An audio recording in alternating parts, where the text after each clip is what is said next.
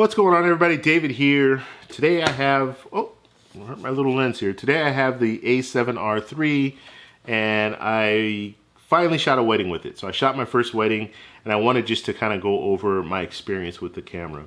That was one of the things that I was concerned with switching over from Canon is shooting weddings. So I shoot probably 7 or 8 weddings a year, so it's not like the main thing that I do. I do shoot a lot of landscape photography. That's the primary stuff that I shoot is landscape. But I do shoot weddings, and I want to continue to shoot weddings. But my concern was, if I switch over to mirrorless, is this going to work? Is this going to be good enough? And the short answer to that is yes, it's good. It works. And so now I just kind of want to go over some of the things that I learned, and some of the positives, and a few issues that I have with the camera. So the first thing we'll talk about is ergonomics. So the camera, and you can see my little pinky here comes off the bottom there. So that can be an issue. And I thought it would be more of an issue shooting weddings, but it wasn't. The primary lens that I use, this is a 70-200 f2.8. This is the lens that I use for most of my shots when I'm shooting a wedding. So I'll also use a 35mm for the group shots, and then I have like a super wide when I'm shooting like the whole venue. But this lens, this together works fine because I'm usually gripping the lens. I'm usually have my hand on the lens, and I don't need to have a real good grip of the camera. And I don't like to have a real good grip of it because I'm constantly moving my fingers. So if you see here, I'm moving my fingers around, the buttons and all that. I use back button focus, so my thumb is really it's moving a lot when I'm shooting. So I found that it's comfortable, it's fine. And thinking about when I was shooting with the Canon 5D Mark III, same thing, 70-200. I'm usually gripping the lens more than I'm gripping the camera. So it really is not an issue as far as the size of the camera. I didn't really have a problem with it. Now the button layout, I wish the buttons were bigger.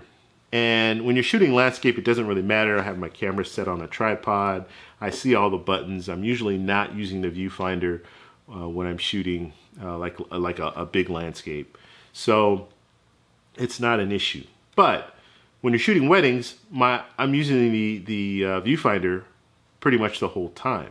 And so using these buttons, I like if they were bigger, just a little bit bigger, especially the the AF on button that I use for my back button focus. So I've changed that to back button focus, and I wish it was just a little bit bigger so I know definitely that's what I'm on when I'm pushing it. Now, there are some good things, and we'll talk about the autofocus in a minute, but there are some changes that you can make. You can pretty much change all these buttons to do whatever you want them to do.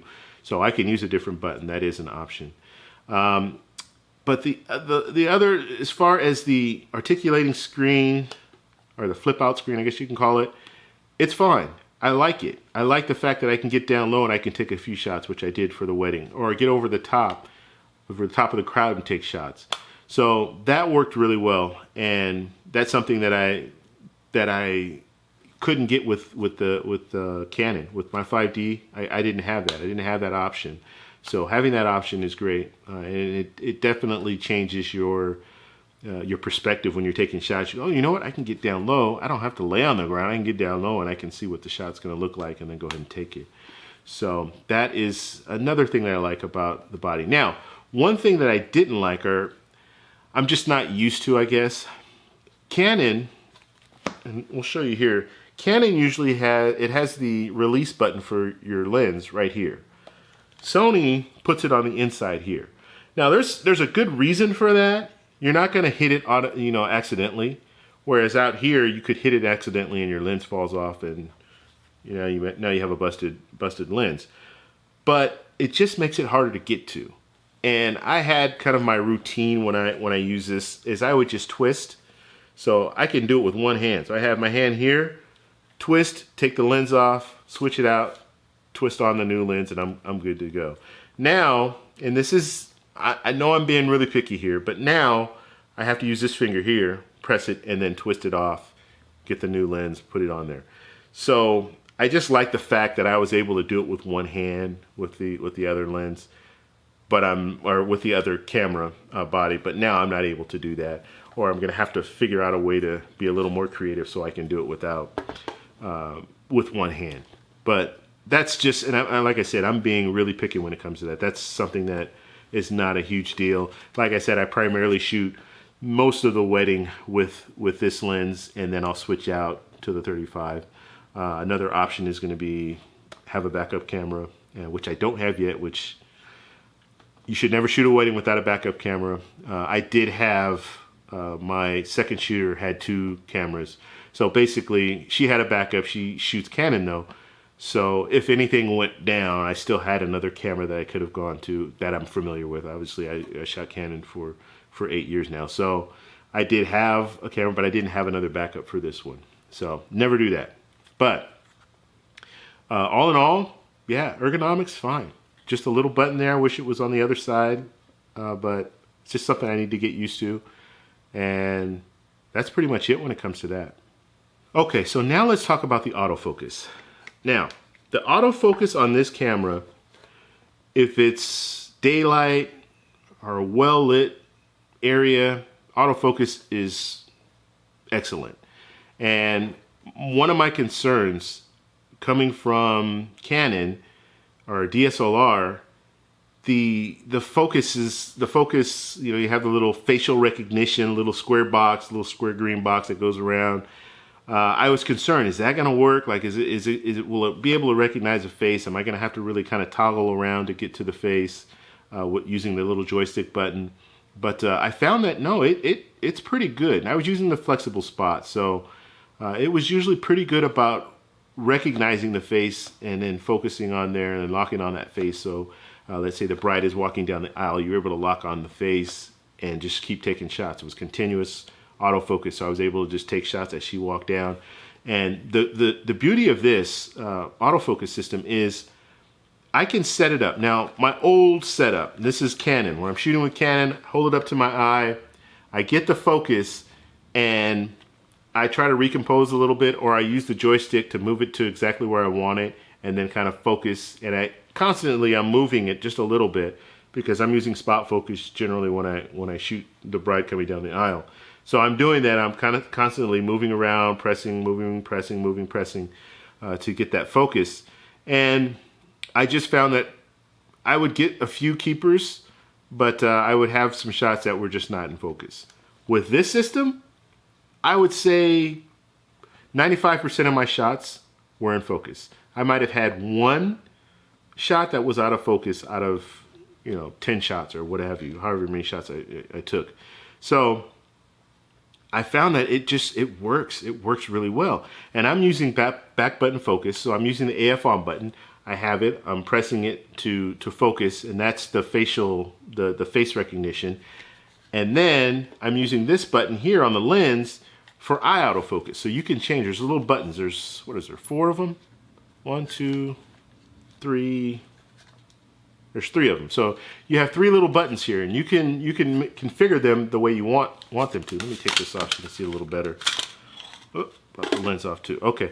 So you have these buttons here, and now I can configure them the way I want. So if I want eye autofocus, I can use eye autofocus.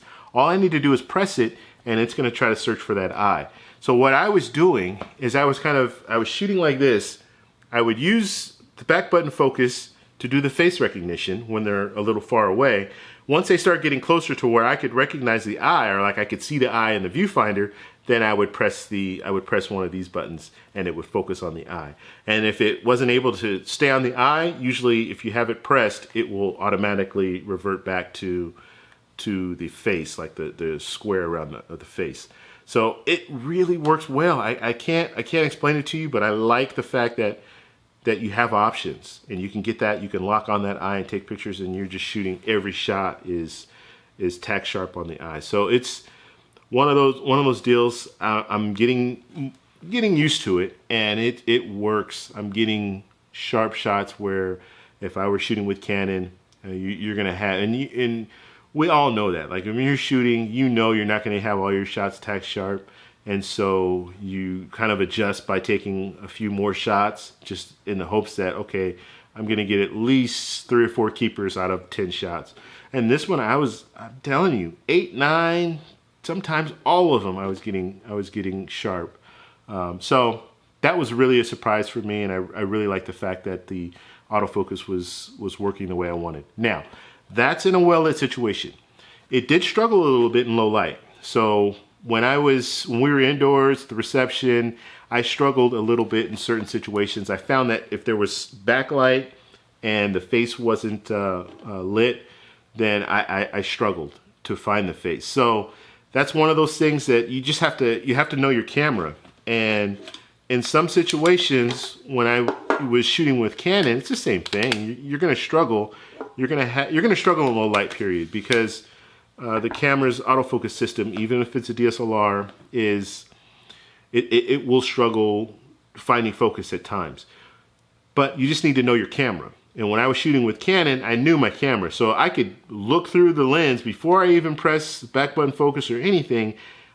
I would adjust by moving to where there was more light, or kind of focusing, go to an angle and focus, or have the video, whoever's shooting video with their light, hey, can you shine the light over a little bit? So those are workarounds that I did with Canon.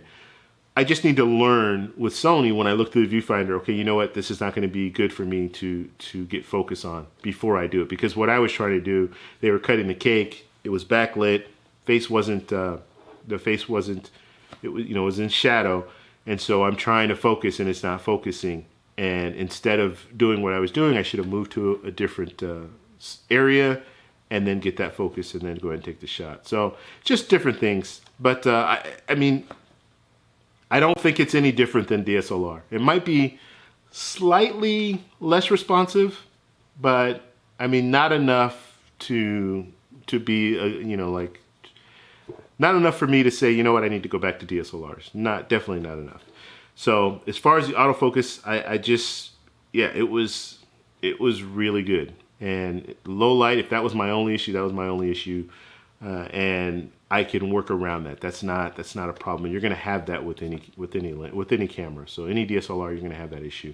One other thing I want to talk about too, and this was at the reception. So the bouquet toss, indoors, low light. I tried the wide, so the focus. So you have the focus area. It's wide. It was hard. The bouquet toss. I'm standing in front of the bride, and she's throwing it over her shoulder. Got her tack sharp, no problems. But as she threw the bouquet, it was hard for me to keep focus on the bouquet. So now that I'm moving up, what is it doing? It's still focusing on her.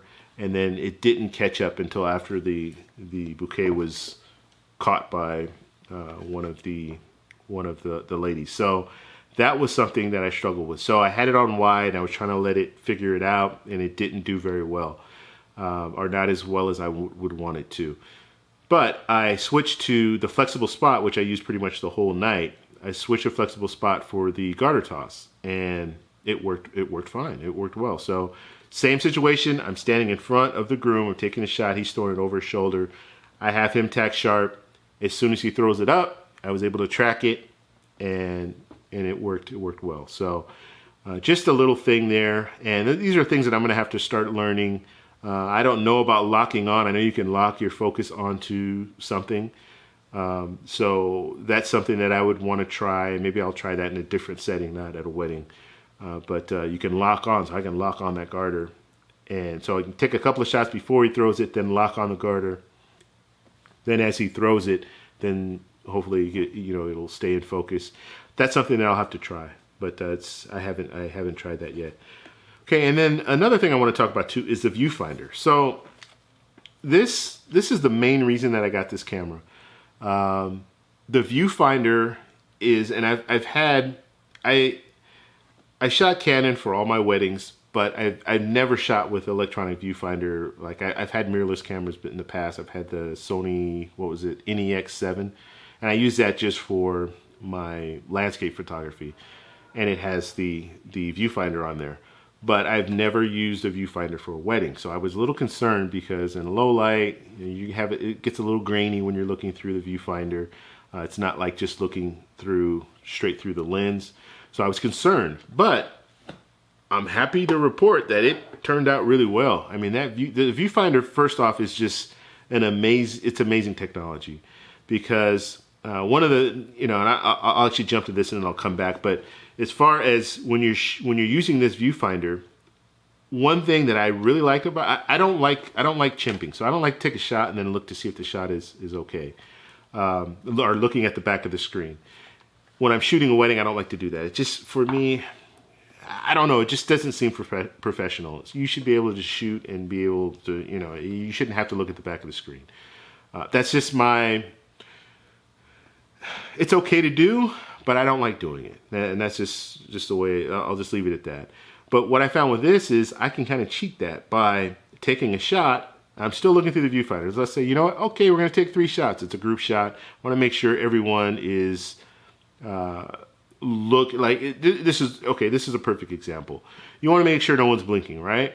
So in most situations, if you're doing a group shot, you have to chimp. You have to look to see, okay, you know what, I got everybody and they're all looking, no one's blinking or anything like that. So usually I'll take 2 or 3 shots. So I'll tell them, hey, we're gonna get 3 shots.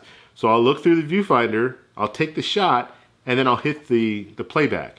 Now, you can make it automatically play back, but it's just annoying because every time you take a shot, you have to wait for it to play back, and then you can take the next shot.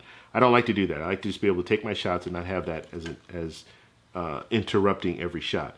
But if I take a shot, I can hit the viewfinder, hit the little playback on the back here, and it will show me the shot.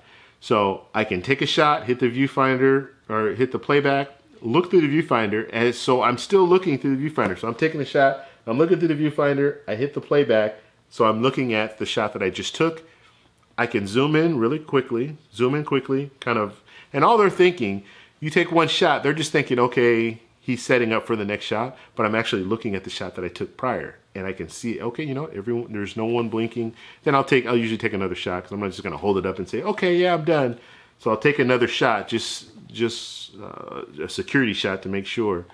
But I just love that. I love the fact that I can zoom in really quickly. And if you're shooting outdoors, I was shooting at the Queen Mary, so if you're shooting outdoors, this is perfect because you can see a real nice shot. You don't have any distractions. If I'm looking at the back of the screen, even on a gloomy day, you're still gonna have some issues with glare and stuff on the screen. Being able to look through the viewfinder really helps that out. So it just worked really well. And then another thing I found out too is when you're using this camera, and we all know it's what you see is what you get. So if I'm looking through, what I'm seeing through the viewfinder is generally what I'm going to get with the shot. But if I'm using a flash, if I have a flash attached to the top here, it's going to show me, it's going to kind of amplify it a little bit to kind of show me what it would look like if the flash was triggered. So that helps out as well. And then when you take the shot, and this is hard to explain, and I can't really, it's one of those things you'll have to experience on your own. But when you take a shot, I take a shot, I get a split second of okay, I know what it's supposed to look like, and if the flash is on top, it's going to kind of give me, it gauges kind of what it will look like with the flash. But you get kind of just a quick little flash of how it looks before you hit the playback. So I don't even have to hit the playback. If I take a shot and I'm looking through it, you get like a quick little playback. I guess it's a quick little playback. So I can see now, I can't see the full picture. It's just kind of I can see if it's, underexposed, overexposed. I can kind of see that. So, and I don't know if it was meant to do that, but that's just my experience. Like I looked through it, I was able to see, it's like, okay, poop, I see a little flash. So in some situations, if it's underexposed, I'm using a flash, I look through, it looks fine, but then I take the shot and it's underexposed. I can kind of see that in the flash, because it will flicker. The screen is going to show me what I think I'm going to get, but then it might not be exactly what I think I'm going to get, and you can kind of see the screen flicker. And I don't really know how I don't know how to show you, but I'm just telling you that's kind of my experience with that. But overall, Viewfinder I thought was excellent. I didn't really have any issues with it, and even in a low lit situation, I was still able to make out the images that I wanted to capture, so it wasn't a problem. Okay, so and the last thing I want to talk about is battery. So I had 2 batteries. Now, I should have had 3, and I should have brought my charger. I only had 2 batteries. I didn't bring my charger. Big mistake. I was able to get through the wedding. This was, we shot roughly about 10 hours. I shot about 2,300 images. And I mean, I wasn't shooting the whole time, but I shot about 2,300 images. And I ran the batteries down. One I ran down about 10%, and the other one I ran down to 15%. So I had about, if you want to say, 25% left of battery life. Not recommended. You're shooting a wedding, you need to have, I needed to have 1 full battery waiting just in case there was a situation where I needed to use it. So I found at the end of the night I started trying to conserve battery by turning the camera off and then turning it back on when I thought, you know, something would be good to shoot. And that's not the way to go. You should have at least 3 batteries. But one of the problems with these batteries, they're expensive. $79, $80, I think it's like $80 for a battery. And so that's one thing that I wish, you know, hopefully they come down on the price of batteries. Canon batteries, they're about 40 bucks, 40, maybe 50 bucks. So I would hope that they come down on the battery, the price of the batteries. But I mean, I was able to get through the wedding, so that was fine. In the future, definitely bring your charger. If you only have 2 batteries, you have to bring your charger. If you have 3 batteries, you probably don't need to bring your charger, but I would always do it anyway. You never know, you're stressed, you're going through all this stuff, packing and all that. You think, oh, I have a fully charged battery, and then you get to the venue and oops, I only have 1 fully charged battery, but I have the other batteries, but I can't do anything because I don't have the charger. So bring the charger in all situations. But for the most part, batteries, vast improvement from the other batteries. And I didn't use the other cameras, but that was one of the issues that I hear over time and time again. I had the NEX7, which used the same battery, and just shooting with that, I could see where that would be an issue as far as shooting weddings. So this, I mean, the experience was good, and I didn't have any real hiccups, any real problems. I was able to figure out things as far as the button layout and all that. The focusing was fine. Just holding the camera was fine all day. I didn't have any issues with that. So this was just, it was a good experience, and I'm glad that I made the switch. I can finally say that I'm 100% sure that I'm not going back, because one of the issues was weddings, and that was a big issue to me because I knew landscape stuff, I would be fine. I'd be fine in that area, but shooting weddings, is this camera going to be able to get it done? And it does. It does get it done. One other thing, the 10 frames per second, excellent. I'm taking shots, and I generally don't shoot over 2,000 shots for a wedding, but I had it on continuous autofocus, and yeah, I was taking a few extra shots, and it's just nice to have. You're able just to fire off 10 shots in a second. I mean, that's a really good benefit there. So I'd like to know what you guys think, though. If you've used this camera, what has been your experience? The A7RIII, what's been your experience with that camera shooting weddings? If you have any questions, you can also post in the comments below. And if you like this video, please give me a thumbs up. Please subscribe for more, and I'll talk to you in the next one.